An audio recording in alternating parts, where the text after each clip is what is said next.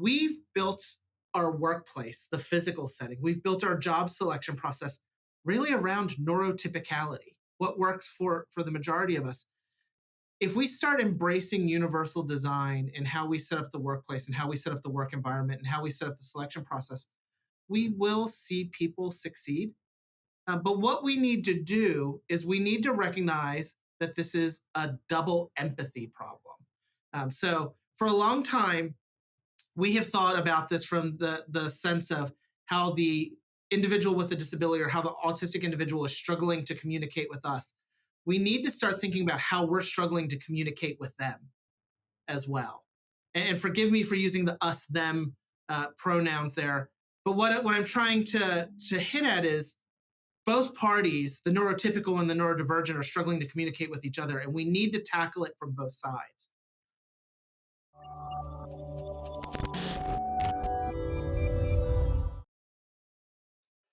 Hello, and welcome back to the Cybrary podcast. I'm your host, Will Carlson, Senior Director of Content here at Cybrary, and I am very fortunate today to be joined by a longtime partner organization of Cybrary, Melwood. And Scott is joining me from Melwood, and I won't try to belabor an intro to Scott and Melwood and the mission that the organization has, but I will, as I tend to, get out of the way and let Scott more graciously represent himself and the organization that he's a phenomenal part of. So Scott, thanks for joining us, and tell us a little bit about who you are and who Melwood is. Thanks, Will. I'm thrilled to be here. So my name's Scott Gibson. I'm the Chief Strategy Officer at Melwood. Melwood's getting ready to celebrate its 60th anniversary. It started in 1963 when a group of parents dreamed that there was something better for their children. Children at that time with a neurodevelopmental disability were often thought of as unemployable or untrainable. And this group of parents banded together and decided that they were going to teach horticulture and plant care to their children because, believe it or not, even here in the DC area, agriculture was still a very viable industry for job placements. As we've grown over the last 60 years, the challenge has broadened. It's not just about landing any job. It's about, helping people set up a career of their choosing. My goal as the Chief Strategy Officer is to continue that tradition of daring dreaming. So, obviously our parents were dreaming about something better than institutional care in 1963. Over the past few years, I've been able to dream about how do we set people up for careers of the future. Right here in the DC metro area, we know one of the best careers of the future to align our folks to is in cybersecurity and tech. We have the second highest concentration of open entry level jobs here in the DC area for cybersecurity and tech. And what we're doing is we're showing that people with disabilities can be perfect for these jobs. Yeah, no, that's a really, I love where you ended on that. Having been in the cybersecurity field for a number of years and having known and knowing very well a number of kind of neurodivergent individuals, there are so many interesting things depending on in what ways somebody is neurodivergent as a label that can uniquely qualify them, in my opinion, for careers in cybersecurity. I've known some folks that have attention to detail, Scott, that I wish that I had the ability to see signal in noise. I just think there are so many really interesting things about cybersecurity that could make somebody that, our culture would say is neurodiverse that are uniquely suited for some of the kind of the skill sets required for certain careers in cybersecurity. I wonder if that's something that Melwood has experienced and seen, or maybe you have a different opinion on that. No, it absolutely is. And, I'm the first to tell you, I'm not a tech person. I'm a policy person by expert. I'm a human services programming person by experience. But my basic understanding of cybersecurity is we're talking about a challenge or a puzzle, right? We're figuring out how something got broken or how something could be broken. And what better way to do that than by inviting as many perspectives or approaches to problem solving as possible? Like when we think about neurodiversity at its core, what it really is this recognition that all of us process information and learn differently. And so if you think about the distribution of the ways we process and learn throughout the population, and you imagine a bell curve for a moment, the way that bell curve works, most of us are going to tend towards that middle, right? Within a standard deviation or two, that's where most of the population is going to fall. But there are perspectives out there, or ways of processing information out on the tail ends that are markedly different than the majority of us. That's where neurodivergence occurs. And what I love about what you said and what I see with a program like this, and where I think industry is going when I look at agencies like the National Geospatial Intelligence Agency and what they're doing, is we're recognizing that we don't need to think about that tail end of the bell curve as different. We can see it as a strength. And if we embrace that strength, we open ourselves up to new ways of looking at problems. Uh, we open ourselves up to new innate talents and innate strengths that help us solve problems faster. You know, hyper focus, you can look at it one of two ways. That person is going to be very driven to solve a particular problem, or you could see it as they shut out the norms of social interaction at work. Hmm. I love that we see industry taking a strengths based approach and starting to say, how can we tap into these differences to create solutions that are stronger, that are better? Yeah, no, I personally couldn't agree with that more in my experience, and am super encouraged, and I think in no small part to the work of organizations like Melwood to help kind of raise the visibility of this particular issue. So hats off to Melwood and the work that you're doing to help get there. But I am again encouraged to see that is seeming to happen in multiple places across industry. I think for the benefit of everybody involved.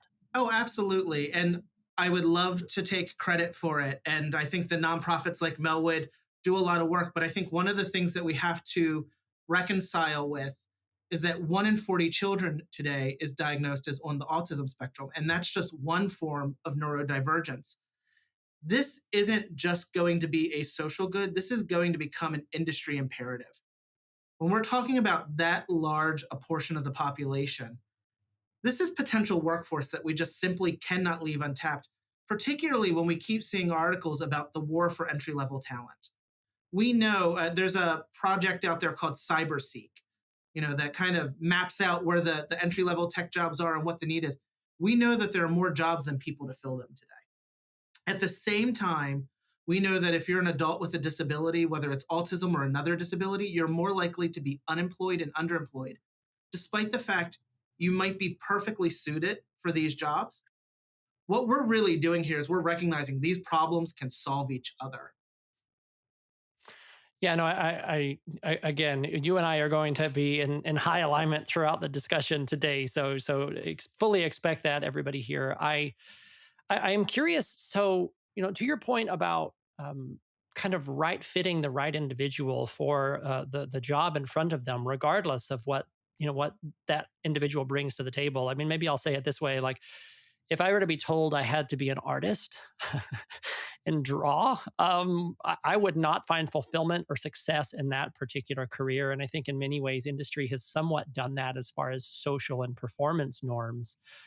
So it's good to see that we're breaking out of that and understanding that maybe it's just not the right fit in the right role with the right set of skill sets, right? So it's I'm not fit to be an artist, but I'm certainly fit to be in a number of other things, as are people that are neurodivergent. They may not be fit for a job that has them in socially taxing situations in front of people on a regular basis, but there are certainly roles that if that's how neurodiversity shows up for them, that leverage the skill sets that they bring and minimize the things that they find challenging, which is something that's I've kind of self-selected for myself in my own personal career. So I don't find it to be terribly different than what many of us have experienced outside of this strange social pressure that seems to come along with that.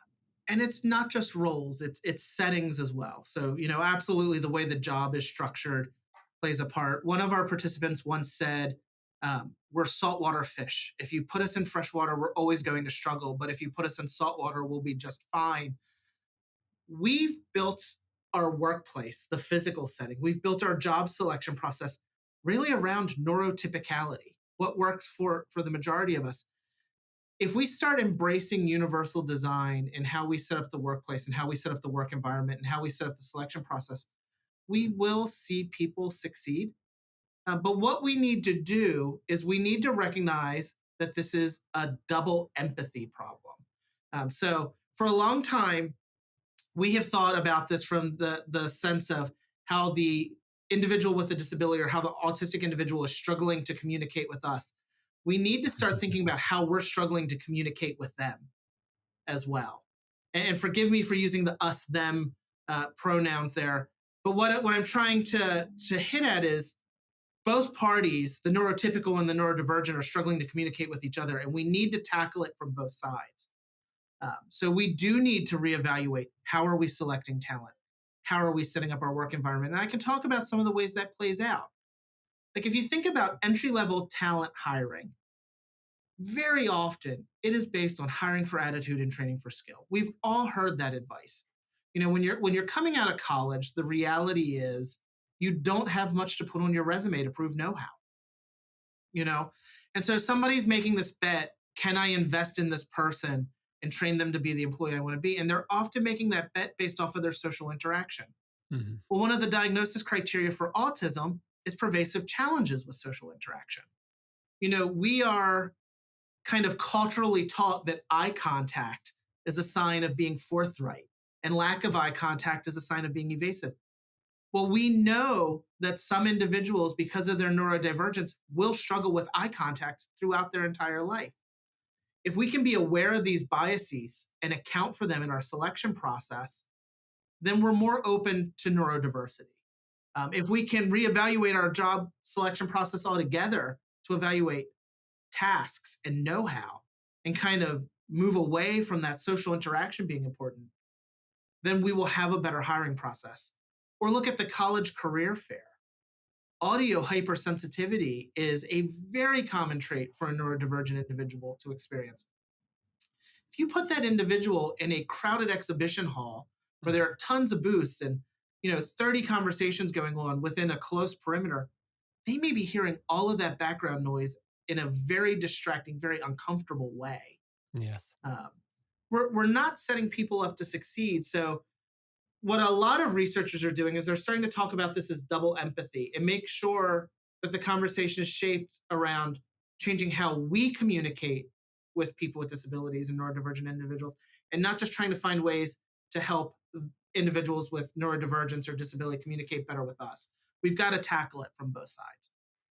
I love the term double empathy. I think in my experience, people in my past that have been neurodivergent in one way or another were almost always more keenly aware of that and how I wanted to be communicated with as a neurotypical person than I was in reciprocal, right? So they knew more about how to communicate and try to live in my world than I had any understanding about how to communicate with them in a way that fit. And what an seemingly unfair balance to all of that, right? So I know even in my professional career, have worked with a number of people that had just fundamentally different communication styles than me. Like both neurotypical individuals, but we struggled to accomplish a set of goals or to be headed in the same direction just because our communication styles were different. And once we acknowledge that fundamental difference, and I think to your point, realize that the solution to that is not for either of us to become like the other, but for both of us to become more like each other and to find a place to meet in the middle,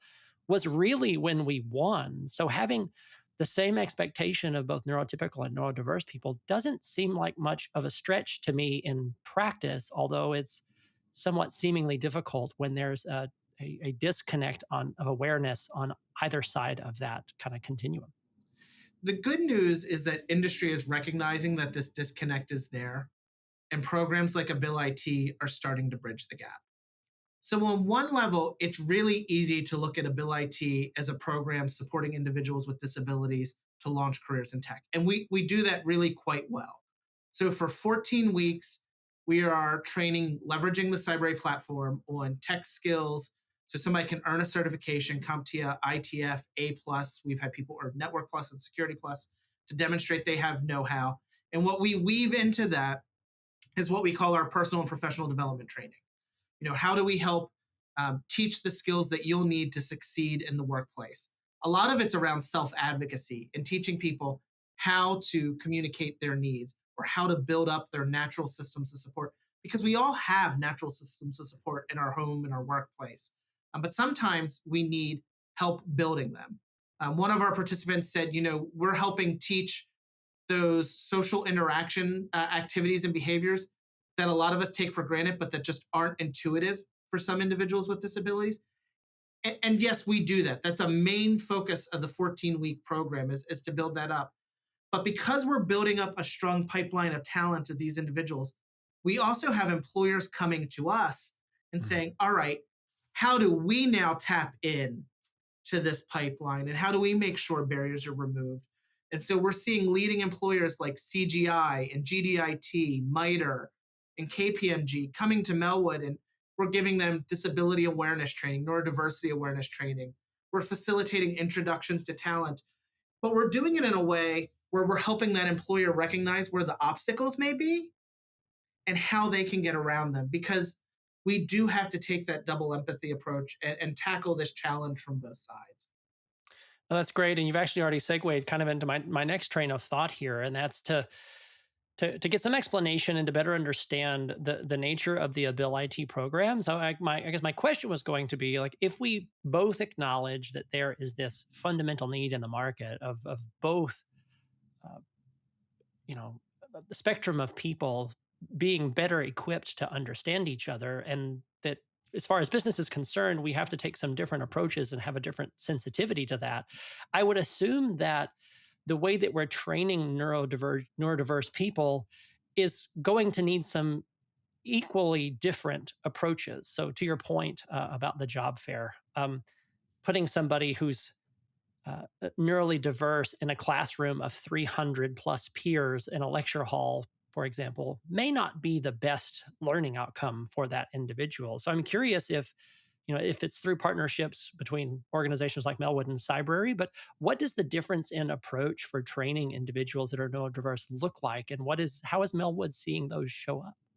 So many times it's not learning that's terribly different. There are colleges of all sizes. There are different training programs of all sizes. So somebody can find kind of an entryway. What we've probably got to get better at doing is recognizing that there are different paths to that first job in tech. And interestingly, I remember when I was meeting with one of your founders, Ryan had shared with me, he thought that that was something that the industry would always be open to because so many of the tech pioneers were self-taught, Mhm. right? There wasn't a formal 4-year program when tech was really starting to take off. There was a lot of self-teaching. Um, what I think becomes the challenge for entry-level talent is not necessarily the learning, it's the respecting the path to the first job. Um, Unemployment and underemployment are just simply pervasive in the population of people with disabilities. Um, I'm thinking about one of our program graduates, Brian. Brian had self taught himself 7 coding languages. He was college educated, but because he was struggling with entry level interviews, his only work was stocking shelves until he came to abilIT. Mm. Uh, had it not been for a facilitated introduction, I don't know that Brian would have had the path to the career he has today. But what we were trying to create for Brian with abilIT and what we're trying to create for all program graduates is a way for an employer to have comfort recognizing that individual's journey to starting their career. So we're hoping to combine demonstrated technical know-how. So we're not building people up for Melwood saying that they're good at tech or that they have the skills. We want CompTIA or an industry respected organization to sign off and certify this person really knows what they're talking about. So that's why we're leveraging Cybrary and not a special curriculum to help gear somebody towards a certification that industry already respects. But then when we're adding to it, the other pieces to this formula are increasing confidence and increasing that skill set to self-advocate, to build that personal natural system of support. You've got to have all three together. Um, when it comes to learning, a lot like employment, we just need to make sure that there's enough variety of options that people can pick what works for them. Yeah, no, that's really great. So in the seat that I sit in, directing the creation of all of that content here on the Cybrary platform, it's really interesting to hear you say that because we talk about that a lot as a team of uh, having a really varied approach for so many reasons, right? So some prefer one particular approach of the other over another. Like I want to get hands on and learn that way. Other people are more Mhm. careful. They want to learn all the theory about everything before they do anything. And Yep. It is. It's interesting again, just from a neurotypical, neurodiverse perspective. As we're building content, we're not. I won't say that we don't care. That's the wrong way to characterize it. But it is one and the same, regardless. We have all people seemingly want to learn in a variety of ways. Not, I mean, I'll say as a professional, I think if I sit down, Scott, to another overly verbose slide presentation with way too many words on a slide, totally devoid of graphics, where I get droned at for the entire presentation, I don't care where I fit on what spectrum in the world. That's certainly not what I want to do. So it's really interesting to hear you say, in some ways, it's not that it's a targeted approach. It's that it's the same approach for everybody, but that it's just varied for all of our benefit. Yeah, and there's something kind of baked into what you said that's really important to point out. One of our mission partners is EY. EY has been working for a long time at embracing neurodiversity. And they will tell you that they started a lot of their initiatives thinking we were doing this for them, right? We were doing this for neurodivergent individuals or individuals with disabilities. And they recognized a lot of the adjustments they were making or the tweaks they were making really worked well for everybody because we all do have different learning styles. We all do have different preferred environments that enable success. Now, I freely admit that if you're a neurodivergent individual, it might be more heightened. You may be more sensitive than the variation we see within neurotypical people, but it does exist. And so a lot of times, all this is about is getting to know people as individuals and making sure that as much as you reasonably can, you're accommodating for the differences that exist among us. And that's one of the reasons why, we decided to partner with a platform like Cybrary, because within a platform like this, there is the ability to self-pace. There is the ability to kind of pick what works a little bit better for you, so you can map out your own individual journey. We have some participants who really love our instructor led units and who really love our hands on learning. We have some students who really do prefer to grind through the Cybrary courses before they try to do something in a hands on way. By partnering with Cybrary, we were able to accommodate that kind of wide spectrum of interest and need. Uh, and it's worked really well. And I would encourage any employer, if they're looking at training and development, to make sure that they can accommodate different learning styles because they do exist. And the more we accommodate them, the better we'll be as an organization. I completely agree. I think it's also really interesting to think about, myself having been a mentor for a number of years here on the Cybrary platform. Circling back to your comment about the way our sourcing process is set up. And even in speaking with Cybrary CEO Kevin Haynes previously, with Dell SecureWorks, and the way their sourcing process worked, so much of it hinges on a person's ability to communicate within given social norms effectively about what they know, even for very, very technical roles, right? So, to your point, like at the end of the day, this is about your ability to execute a set of skills and tasks before you. Your social interaction on the team may legitimately be relatively small, but we have this sourcing process that is heavy on that and really light on technical abilities completely. And I know, again, as a mentor here on our platform, I can't tell you the number of times that I talked to people that would never classify themselves and wouldn't be classified as neurodiverse, that still struggled with that part of it, right? So I've been in situations like that. How do I effectively articulate what I know in a socially charged situation that's technical know-how, but I'm not really having anything more than a technical interview where you lob at me this technical question that I have to puzzle through? Like, that's not an easy ask, my point, to many people, and Yep. have spent a fair bit of my own time coaching people how to do that well, let alone people that had some additional struggles with that kind of interaction. So there are a couple of ways we can attack a challenge like that. The first, and I think the most forward thinking employers are saying, we don't need conversational interviews. We can set up simulations and test or task tests where we can actually assess skill and know-how. And there are employers that are out there doing that. Melwood helps employers figure out how to build simulations so you can actually assess somebody's ability to do certain tasks. We also see some employers just looking at, are there accommodations they can make in the more traditional interview process? Uh, does somebody really need to communicate this response verbally in conversation?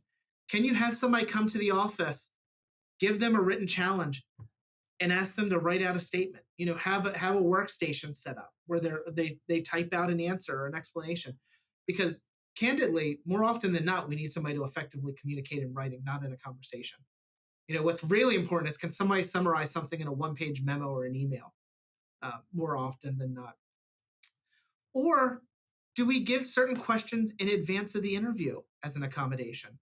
I think about a Melwood program graduate, who he's the type of individual, when he gets a question, he's going to go through his full thought process internally before he verbalizes an answer.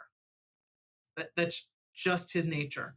Um, and he went to interview for MITRE for a data analyst position. And we shared with MITRE, if you were willing to give him some of the questions 2 hours in advance of the interview, we think you'd have a much better conversation, because that would allow him to get through the internal thinking and get to the answer.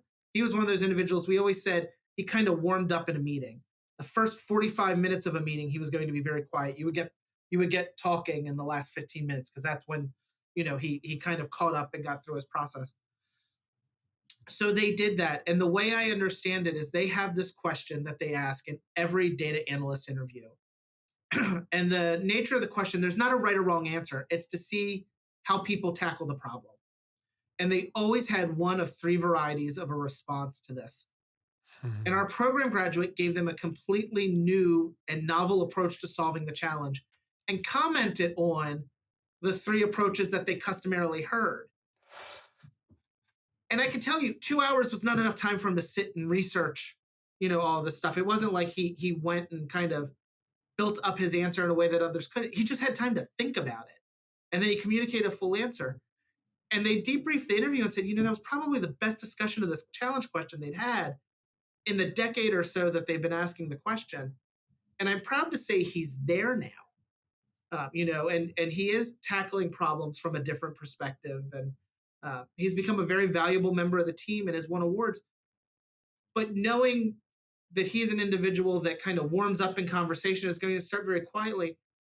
If they'd have hired him the old-fashioned way, and it would have just been, here's your hour to spend with a hiring manager, I don't know that talent would have ever shown through. I do think it's a really interesting set of problems, right? So having been a hiring manager for a number of roles myself, and having been hired for a number of roles myself as well, I think when you find yourself in that situation, you do get the luxury of being able to see both sides of the coin. So I can totally see organizations being a little hesitant, right? So like, well, this is our standard hiring practice, and if we change this, what does it mean? And but the example you just gave is so encouraging, because what it proves to me is that if organizations will be open-minded, one, and two, focused on their goals, that then three, there probably are a lot more creative solutions to some of these problems that we have yet to explore, because we're a little bit of doing things the way we've always done them, because that's how it's always been. I always tell people, I think that is the most dangerous phrase we hear in business. That's the way we do things. That's the way we've always done things. And we've got to start recognizing, I think, particularly after COVID, that there's been a complete paradigm shift when it comes to the workforce and workforce recruiting. And I do firmly believe that organizations that are stuck to that past way of doing things, they're just not going to succeed, because the percentage of the population that is affected by disability is large. And we know that they are unemployed and underemployed at rates much higher than the population without disabilities. We're struggling for talent. We can't afford to leave this piece of the workforce untapped. But it's much more than social interaction. So, I was talking about that journey to the job. I remember a program graduate saying to me once, I keep applying for these jobs that are entry level and they want 1 or 2 years experience. Where do you get those first 2 years experience? And it was a great question, because we have, for a long time, struggled with this entry level jobs requiring experience issue. Nobody ever wants to be first. And we do need to recognize that because of the challenges that people with disabilities and people who are neurodivergent have faced, their resumes are not going to look as great in automated applicant tracking systems. And Mm. a lot of these resumes are going to be screened out, unfortunately, and you're going to miss wonderful talent. I talked about Brian. All of Brian's job experience was stocking shelves. If you have an automated applicant tracking system and it's looking for experience, probably not going to go very well. Um, College education is another. You know, College education has become this kind of line we've drawn where we assume that it means certain things about your reading ability, your writing ability, your math skills, your problem solving skills. Even the federal government is starting to recognize that we need to be open to pathways to careers that don't necessarily include college education. Some neurodivergent individuals, some individuals with disability, the classic college experience is not going to go well for them. Not because they can't hack it academically, not because they're not brilliant, but because of all of the social pressures, because of the environmental pressures. Um, they're just not going to fare well in that setting. We had a young man, one of the brightest individuals I had ever met, taught himself coding languages, was building massive databases for problem solving in his free time because that's what he liked to do for fun. College didn't work very well for him. We were fortunate as he graduated abilIT to eventually be able to match him with an employer, in this case, Wells Fargo, that was able to see past that non traditional route and able to look at raw talent and compare him to the skills assessments to see he had the know how to do the job. Plus, he had that. That's why we lean so hard on the IT certification. So there's even that piece of paper showing know how. Mhm. But if he'd have gone through their normal applicant tracking system and they'd have looked for a 4-year degree, he'd have never made it through. We really do have to open ourselves up to just a broad new way of thinking when it comes to entry level talent. I've continued to be impacted as we're discussing things today. How much of what we're discussing about the impacts and implications for neurodiverse people I've seen show up for neurotypical people, admittedly, to your point, in a maybe a different way and to a different kind of order of magnitude. So, not to diminish the situation of some neurodiverse individuals, it is very real. But so many of these things, to me, Scott, are different implementations of some of the same problem set that we all deal with in one way or another. Like some of these are not new problems. They're problems that have existed. Like if I want to go get my degree in engineering from university, but I'm really bad at some of the liberal arts requirements of that degree program, as an example, like I'm going to struggle through that. And if that means I don't get a great grade point average and I want to go on to an organization that cares about my college background, then that may come along with me everywhere I go. Like it's just so interesting to me again that these are not necessarily new problems, but the same problems presented in maybe a new way or to a different degree. Or heightened, yeah. I think it's fair to say, in some cases, these are problems that could affect all of us, but they're certainly heightened, or the barrier is certainly steeper when you're adding disability or neurodivergence to it. And so I wonder in all of that, um,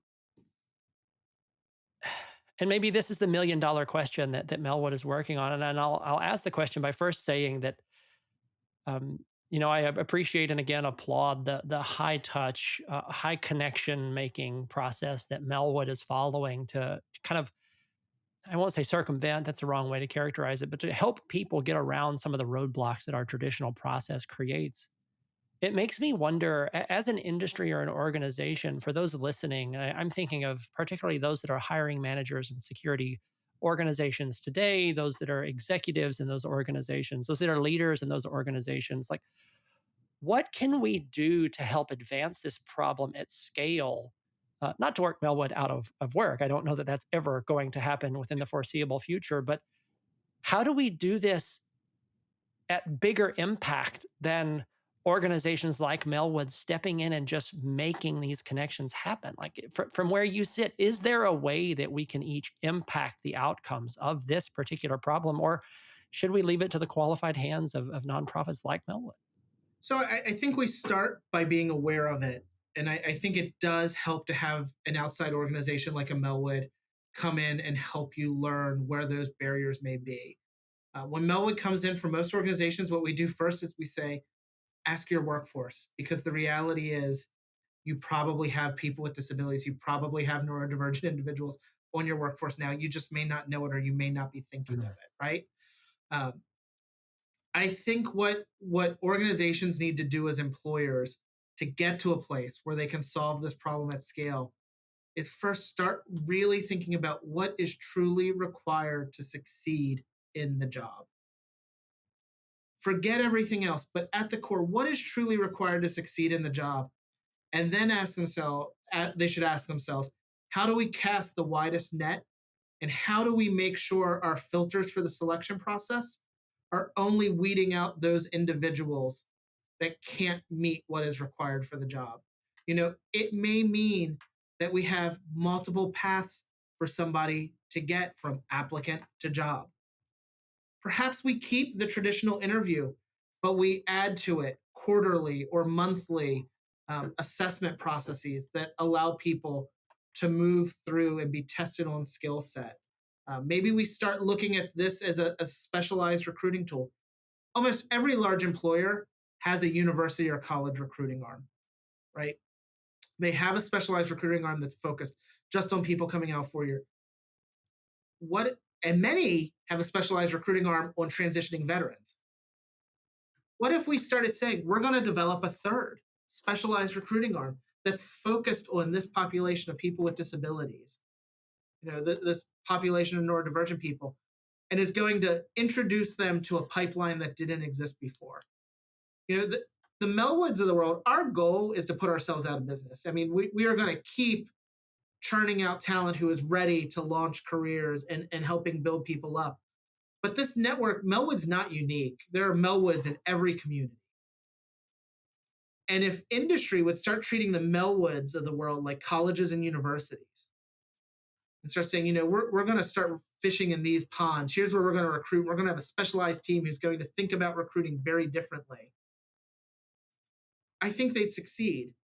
And while I say the Melwood method of matching people up with employers is different, the reality is it's only different for entry level talent. In many ways, what we are doing is very similar to the process large recruiting firms are using for executive and mid level talent. If you've ever outsourced a search to a firm like a Korn Ferry, you have gone through a similar process where somebody has talked to you about what the needs are for the job. They have put together a pool of candidates that they've introduced you to.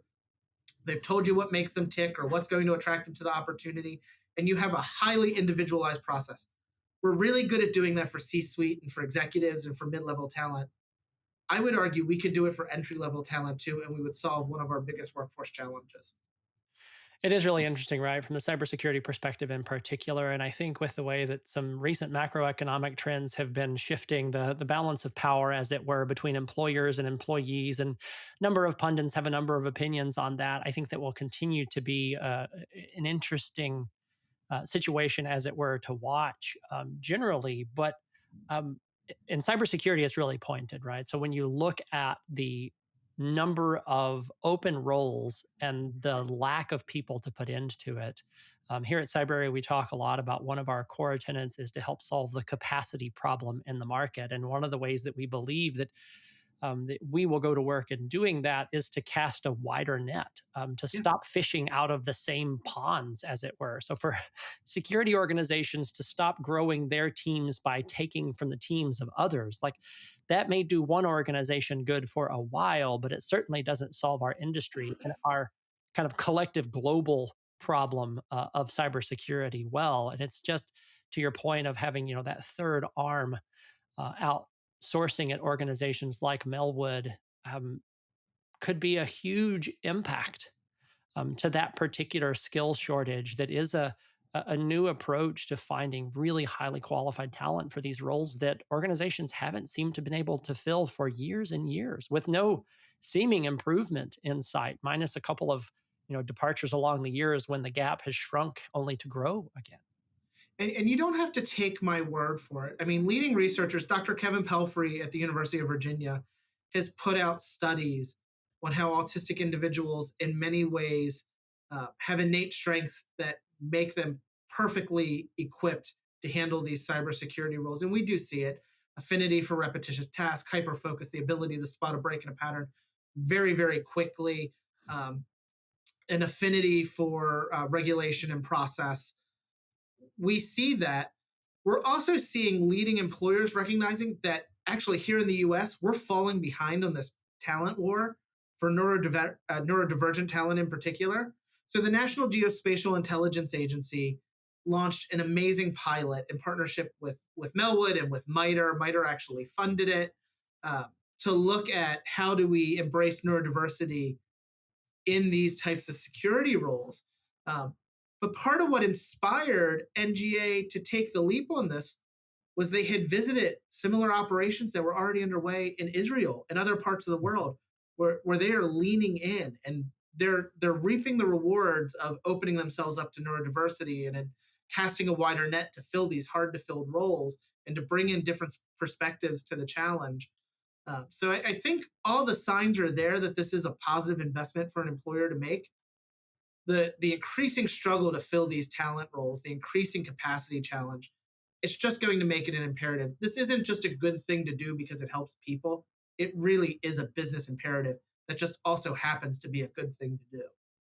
Yeah, I think it's so the other kind of two tenets that we ascribe to here at Cybrary are capacity being one of them, which we talked about, but the other is capability and confidence. And so what neither of us I hear, neither of us are advocating for put anybody in a role that's not uniquely qualified and capable of doing the work. Actually, quite the opposite. And I think that's why the partnership between Melwood and Cybrary really is interesting. We're solving the capacity problem in a new way while still owning the capability. Like people ultimately need to be able to perform the job functions and the confidence of that. So, and I think the confidence problem permeates regardless of your position on the neurodiversity spectrum or neurotypical spectrum. Like as an employer, I need to know that this person in this role is, I need to have confidence that the person in the role is going to be capable of performing it. And through organizations like Melwood helping to bridge that gap, things like certifications helping to show that there's knowledge, and then things like Cybrary and the skills-based content that we put forward, some in partnership with MITRE themselves to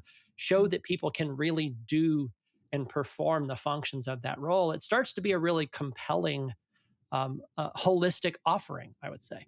Yeah, that's why I love to brag that we leverage Cybrary as our platform for the technical learning. I mean, your presence amongst large industry is huge. And so I can say to a hiring manager, they're using the same tools your workforce is using today.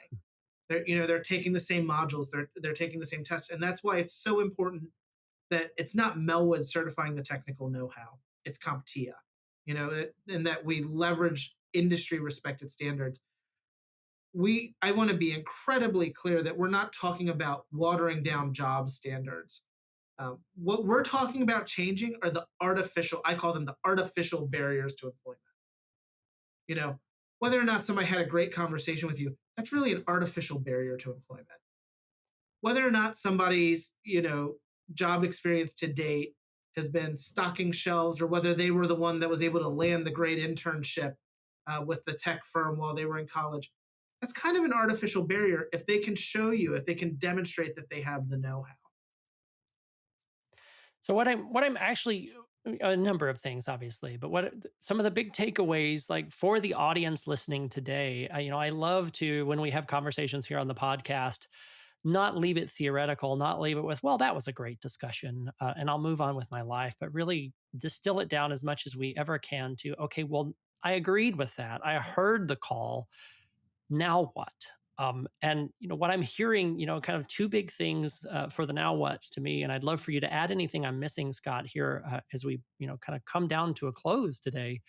First is, if you're in a position to do hiring, to influence hiring, to bring talent into your organizations, to set the direction and the tone of that process, please be aware. Be aware that there are individuals across a wide range of neurodiversity and neurotypical that can fill those roles, but inform yourself, particularly here, about the neurodiverse candidates, what that means for them, and the impact that they could have in a positive way for your organization first. So maybe one of general awareness. And I would say that listening to the podcast today hopefully is a big step in the right direction for that particular objective. And then the second one that I come away with today, Scott, is um, to really be thoughtful about, to your point, what does this role need? Not does this role need a really good social interview? Because chances are probably it doesn't. But what does this role really need? And I find that oftentimes a lot of folks, and I've been guilty of this in my past, are not always thoughtful about what is really required for the role. And we tend to fall back on past experience of this is how we've always sourced. So, two things for me show up. One is general awareness, and two is being really thoughtful about what the roles need. And I think when you have that, you may find an amazingly large and capable talent pool amongst folks that are neurodivergent that can help you and your organizations accomplish their goals. I wonder if you would add anything that I've missed here or provide some additional color. Yeah, I think the third takeaway should be you are not alone if you want to solve this challenge.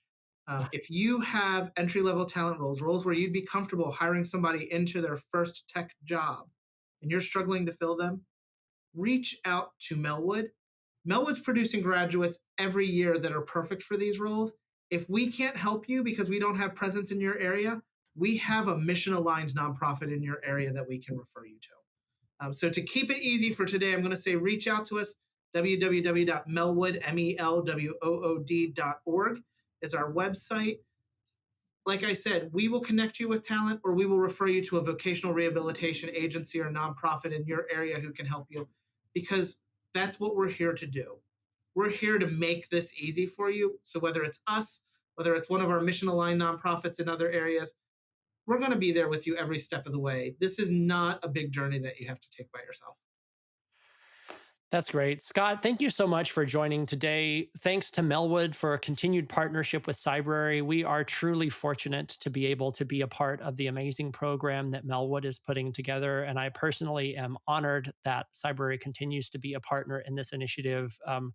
We are so thrilled to do our small part in this larger initiative. So thank you so much. Thanks to Melwood. And we're looking forward to continued partnership between our organizations for years to come. Thank you.